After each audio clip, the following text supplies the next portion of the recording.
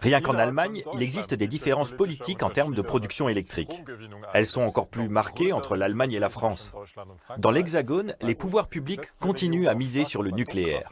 Mais une petite commune a opté pour un changement radical. Loos en Goël, petite ville du Pas-de-Calais de près de 7000 habitants, est l'une des premières à avoir misé sur les énergies renouvelables.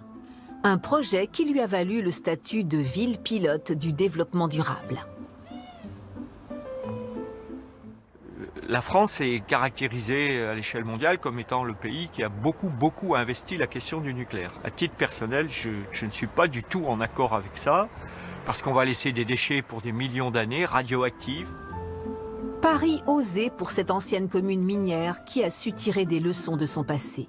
Lorsque les mines ont fermé au milieu des années 1980, les habitants ont dû lutter contre la pollution, le chômage et la pauvreté.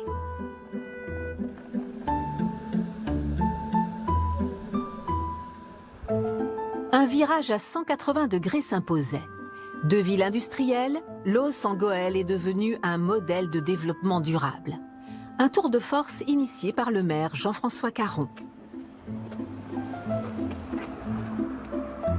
C'est l'idée de produire de l'énergie renouvelable, c'est aussi l'idée de réduire nos consommations. Si on a des bâtiments presque complètement passifs, et c'est le cas ici, on a à peu près 10% des logements maintenant où les gens payent moins de 150 € de chauffage par an, on voit bien que c'est des énormes économies d'énergie. Le symbole de cette transition trône au cœur de la ville, l'église, dont le toit est recouvert de panneaux photovoltaïques. 250 mètres carrés qui produisent du courant injecté dans le réseau public. Et ce n'est pas tout. Depuis peu, 8 autres bâtiments municipaux sont équipés et génèrent eux aussi de l'énergie verte. Mon rêve, ce serait d'être la première ville de France dont l'ensemble des toitures d'habitation, des toitures des bâtiments soient couvertes de capteurs solaires.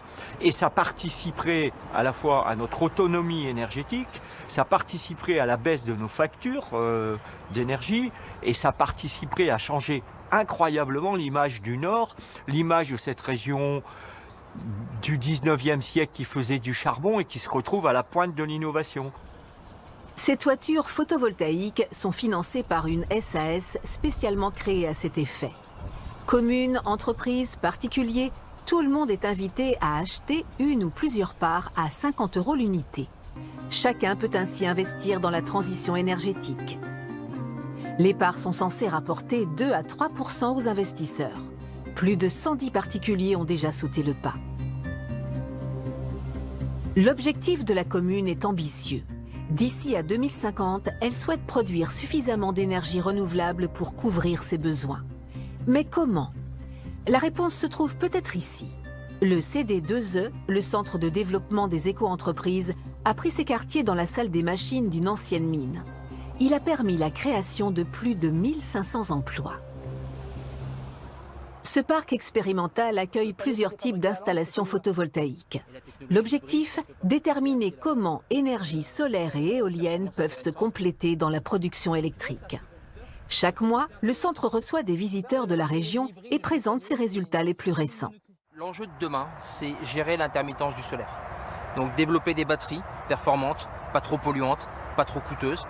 Développer le multi-usage, ce qu'on appelle l'autoconsommation collective, en alimentant via une centrale solaire plusieurs bâtiments qui ont des profils de consommation différentes.